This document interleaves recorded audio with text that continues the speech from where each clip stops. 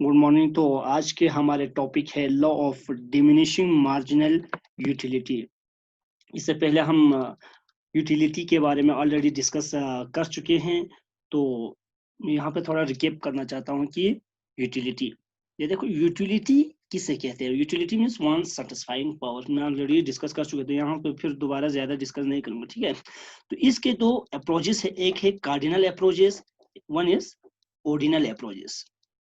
Cardinal approaches हमने already discuss कर चुके हैं। ऑर्डिनल अप्रोचेस फोर्थ यूनिट के टॉपिक है, तो यहाँ पे हम डिस्कस नहीं करेंगे। हम यहाँ पे खाली कार्डिनल यूटिलिटीज के ही बारे में डिस्कस करेंगे। इसके दो लॉ है, तो वो कौन से दो लॉ है उसके बारे में यहाँ पे डिस्कस करेंगे। इसके बाद हम ऑर्डिनल यूटिलिटीज पढ़ना स्टार्ट करेंगे। इसके बाद ये जो कार्डिनल यूटिलिटीज दिया था मार्शल ने, और ये ऑर्डिनल यूटिलिटीज दिया था हिग्स ने, ठीक। तो कार्डिनल यूटिलिटीज के बारे में इसके जो एजम्पशंस होते हैं, इसके जो मीनिंग होते हैं, हम ऑलरेडी क्या कर चुके हैं, डिस्कस कर चुके थे। तो इसके बाद इसके जो दो लॉ होते हैं, one is law of diminishing marginal utility, और दूसरा जो है law of equi marginal utility, ठीक है। तो इस लेक्चर में हम law of diminishing marginal utility he discuss करेंगे, और इसके बाद दूसरे लेक्चर में हम law of equi marginal utility के बारे में डिस्कस करेंगे, ठीक है।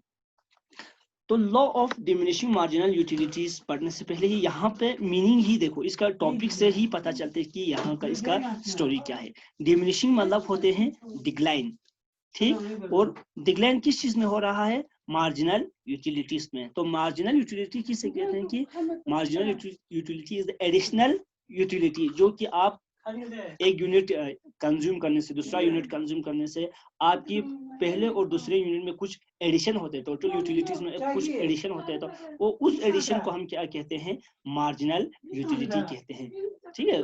मार्जिनल यूटिलिटीज भी कहते हैं, एडिशनल यूटिलिटीज भी कहते हैं। तो ये जो एडिशनल यूटिलिटीज है, आप कंटिन्यूअसली क्या करते हैं, एक कमोडिटी कंटिन्यूअसली कंज्यूम करते जाते हैं, तो आपकी ये मार्जिनल यूटिलिटीज क्या होते हैं, डिक्लाइन होते हैं, ठीक है। तो यहाँ पे देखो, this law was given by, सबसे पहले ये लॉ किसने दिया था, एच गोसेन ने दिया था। तो इसलिए इस लॉ को क्या कहते हैं, गोसेन्स फर्स्ट लॉ भी कहते हैं। इसी तरह जो कार्डिनल यूटिलिटी के दूसरे लॉ है, law of equi marginal utility, वो भी एच गोसेन ने ही दिया था, और उससे हम क्या कहते हैं, गोसेन्स सेकंड लॉ कहते हैं। तो इसे हम क्या कहते हैं, गोसेन्स फर्स्ट लॉ। ये कॉम्पिटिटिव एग्जाम्स में पूछते हैं कि गोसेन्स फर्स्ट लॉ कौन से लॉ को कहते हैं, गोसेन्स सेकंड लॉ कौन से लॉ को कहते हैं। तो हमेशा याद रखो कि पहले लॉ को फर्स्ट लॉ, ठीक है, law of diminishing marginal utility, और इसके बाद जो लॉ ऑफ इक्वी मार्जिनल होते हैं जो बाद में दिया था, तो उससे हम लॉ ऑफ क्या कहते हैं, सेकंड गोसेन्स लॉ कहते हैं, ठीक है।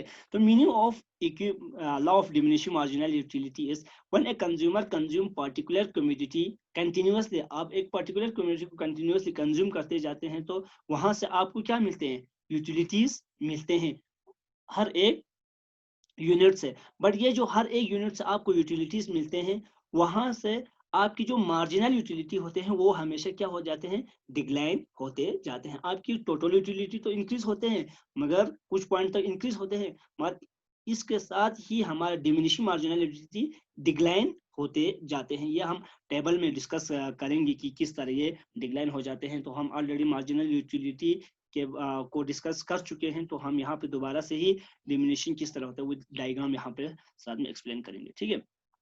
तो कार्डिनल यूटिलिटीज की तरह सेम इसका भी क्या है, अजम्पशन है। तो वहां पे हमने पढ़े थे कार्डिनल यूटिलिटीज के अंदर ही कंज्यूमर शुड बी रेशनल, ठीक है। तो law of diminishing marginal utility के पहले अजम्पशन क्या है, कंज्यूमर क्या होना चाहिए, रेशनल कंज्यूमर होना चाहिए, कि वो गुड्स कंज्यूम करे जिससे उसके मैक्सिमम सेटिस्फेक्शन मिले, ठीक है। तो उससे कहते हैं, हम क्या कहते हैं, रेशनल कंज्यूमर कहते हैं। सेकंड इसके assumption है, second assumption is unit consume must be homogeneous. जो आप एक यूनिट कंज्यूम कर रहे हैं वो हमेशा क्या होना चाहिए, होमोजीनियस होना चाहिए। आप पहले यहाँ पे बनाना कंज्यूम कर रहे हो, इसके बाद आप यहाँ पे ऑरेंज कंज्यूम करना स्टार्ट हो गया किया, तो ये हिटेरोजीनियस हो जाते हैं। तो ये होमोजीनियस नहीं रहते। तो आप पहले यूनिट बनाना कंज्यूम करना स्टार्ट कर दिया तो सेकंड यूनिट भी क्या होना चाहिए, बनाना होना चाहिए, और थर्ड यूनिट भी बनाना होना चाहिए, फोर्थ यूनिट भी बनाना होना चाहिए। तो आपकी ये जो यूनिट क्या होना चाहिए, होमोजीनियस होना चाहिए। ठीक है, वन ऑफ द इम्पोर्टेंट क्या है ये असम्पशन है। इसके बाद consumption to be continuous, consumption हमेशा क्या होना चाहिए, आपकी आपकी कंजम्पशन होना चाहिए कंटिन्यूअस होना चाहिए, कि आप अभी बनाना कंज्यूम करना स्टार्ट कर दिया, इसके बाद छोड़ दिया कि एक महीने के बाद फिर दोबारा कंज्यूम कर रहे हो, या एक हफ्ते के बाद कर रहे हो। ठीक है, तो इससे आपकी ये जो मार्जिनल यूटिलिटी डिक्लाइन नहीं होंगे, क्योंकि आपने कंजम्पशन को कंटिन्यूअस नहीं रखा। तो मार्जिनल यूटिलिटी डिमिनिशिंग कब होते हैं, जब आप कंटिन्यूअसली इसी पार्टिकुलर प्रोडक्ट को क्या कर रहे हो, कंज्यूम कर रहे हो। और सुटेबल साइज या रीजनेबल साइज, एक कमोडिटी जो आप कंज्यूम कर रहे हो उसका साइज भी क्या होना चाहिए, सुटेबल एक पार्टिकुलर साइज होना चाहिए। ठीक है, इसके बाद नो चेंज इन इनकम, अब जो कंज्यूमर जो चीज कंज्यूम कर रहे हैं उसकी इनकम में चेंजेस नहीं आना चाहिए। ठीक है, यह हमारा एजम्पशन है कि यहाँ पे कंज्यूमर का इनकम चेंजेस नहीं होना, अगर चेंजेस होंगे तो क्या होंगे, ये चेंजेस कर सकते हैं, इसका प्रेफरेंस टेस्ट एंड प्रेफरेंसेस के हिसाब से वो चेंजेस कर सकते हैं। ठीक है, तो income should be remain constant.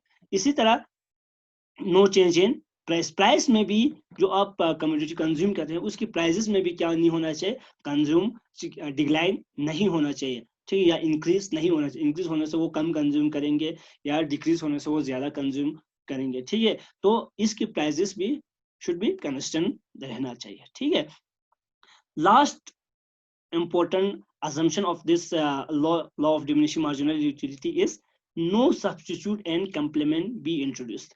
ठीक है, तो आप जो एक कम्युनिटीज पार्टिकुलर कम्युनिटीज को आप कंज्यूम कर रहे हैं उसके क्या नहीं होना चाहिए, उसके सब्स्टिट्यूट अवेलेबल नहीं होना चाहिए, या इसके कंप्लीमेंट्री जो गुड्स होते हैं वो अवेलेबल नहीं होना चाहिए। अगर वो ऐसा हो तो सब्स्टिट्यूट अवेलेबल हो तो उसका प्राइसेस इंक्रीज होने से आप क्या करेंगे, दूसरी चीज की क्या करेंगे, कंजम्पशन करना स्टार्ट करेंगे। ठीक है, अगर ऐसा हो तो फिर हमारे ये मार्जिनल यूटिलिटी डिमिनिश नहीं करेंगे। ठीक है, तो यहाँ पे क्या होना चाहिए, नो सब्स्टिट्यूट अवेलेबल। तो ये थे law of diminishing marginal utilities के असम्पशंस, मीनिंग, और ये लॉ किसने दिया था। ठीक है, तो law of diminishing marginal utilities की क्या हम क्या पढ़ेंगे यहाँ पे, विथ टेबल विद डायग्राम हम यहाँ पे डिस्कस करेंगे। देखो यहाँ पे आप एक क्वांटिटी क्या कर रहे हो, कंज्यूम कर रहे हो, एक यूनिट कंज्यूम कर रहे हो, वहां से आपको यूटिलिटीज मिल रहा है 8, और वहां से मार्जिनल यूटिलिटीज भी आपको क्या मिल रहा है, 8 मिल रहा है। 8 क्यों मिल रहा है, क्योंकि इससे प्रीवियस में आपने कुछ कंज्यूम नहीं किया हुआ है, तो वहां पे आपका 0 यूटिलिटीज है। तो यहाँ पे मार्जिनल यूटिलिटीज रिमेन कंस्टेंट रहते हैं, जितना आपकी फर्स्ट यूनिट पे आपकी टोटल यूटिलिटी जितना है उतना आपकी क्या होंगे, मार्जिनल यूटिलिटीज होंगे। आपने सेकंड यूनिट को क्या किया, कंज्यूम करना स्टार्ट कर दिया, तो आपकी टोटल यूटिलिटीज क्या हो जाते हैं, इंक्रीज कर जाते हैं। तो आपकी मार्जिनल यूटिलिटीज डिक्लाइन हो जाते हैं, क्योंकि आपकी second unit minus first unit को जब हम सब्ट्रैक्ट करते हैं तो उसका वैल्यू क्या आ जाते हैं, 6 आ जाते हैं। इसी तरह थर्ड यूनिट कंज्यूम करने से आपको 18 मिल जाते हैं, तो 18 माइनस 14 को सब्ट्रैक्ट करते हैं। यहाँ पे हमारे पास फार्मूला भी है ना कि T U N minus T you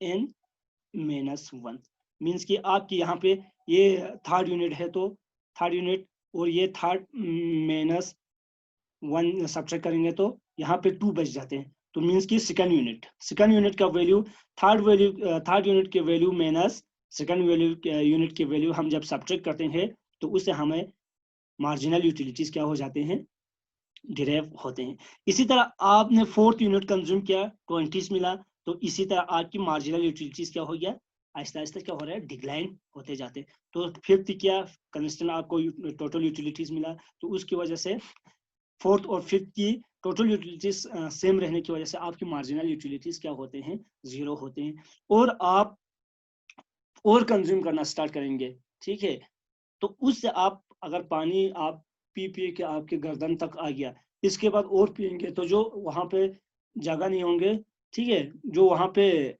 जिसके लिए यहाँ पे जगह अवेलेबल नहीं होंगे तो वो बाहर निकल आ जाएंगे। तो जो निकल आ जाते हैं, ठीक है, वो तो फिर कम हो जाएंगे। तो इसलिए हमारे यहाँ पे मार्जिनल यूटिलिटीज क्या आ जाते हैं, नेगेटिव में चले जाते हैं।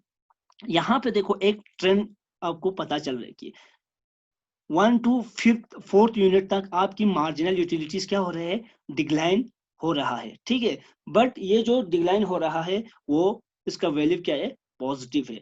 इसके बाद और कंज्यूम करेंगे तो आपकी मार्जिनल यूटिलिटीज क्या हो जाते हैं, जीरो हो जाते हैं, ठीक। और आपकी इसके बाद और कंज्यूम करेंगे तो आपकी मार्जिनल यूटिलिटीज क्या हो जाते हैं, नेगेटिव में चले जाते हैं। तो आपको यहाँ पे एक ट्रेंड दिख रहा है।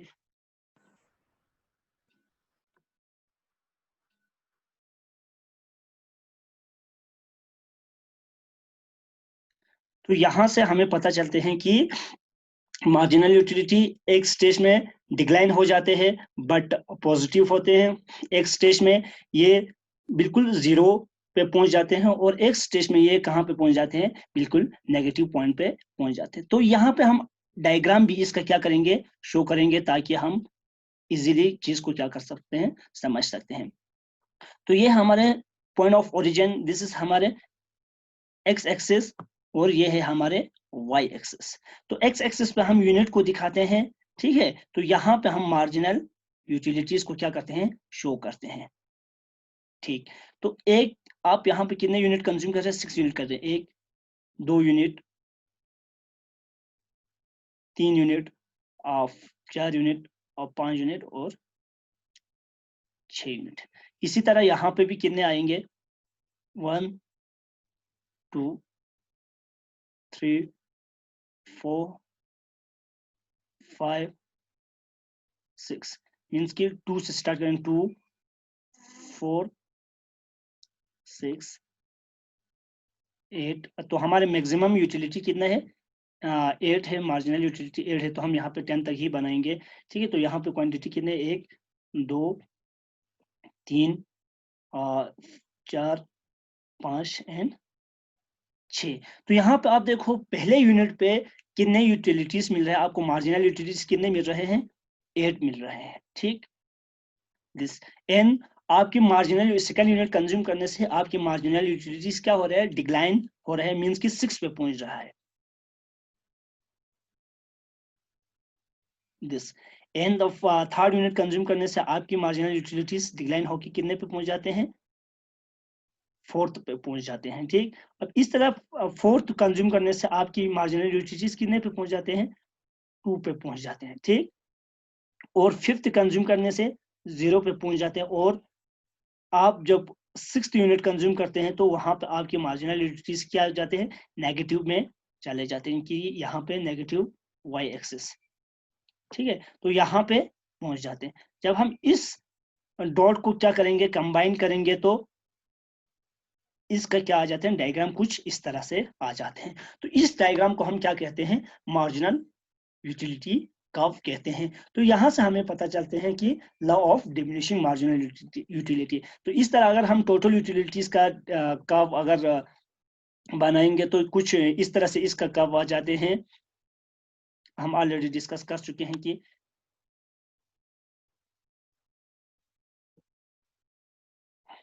कुछ इस तरह से इसके क्या आ जाते हैं, कर्व आ जाते हैं। तो यहाँ पे इसका मैक्सिमम पॉइंट जहाँ पे मार्जिनल यूटिलिटी 0 हो जाते हैं, वहां पे हमारे टोटल यूटिलिटी क्या हो जाते हैं, मैक्सिमम आ जाते हैं, ठीक है। तो ये थे हमारे law of diminishing marginal utility, ठीक है।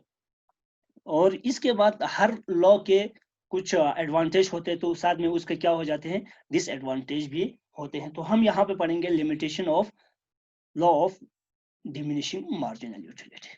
तो इसके कुछ लिमिटेशन है, तो हम यहाँ पे इसका कुछ 3 ही लिमिटेशन को यहाँ पे डिस्कस करेंगे। है तो इसका बहुत लिमिटेशन है, ठीक है। तो इस लिमिटेशन होने, इसके इस तरह के लिमिटेशन होने के बावजूद हमने दूसरा लॉ को क्या किया था, यहाँ पे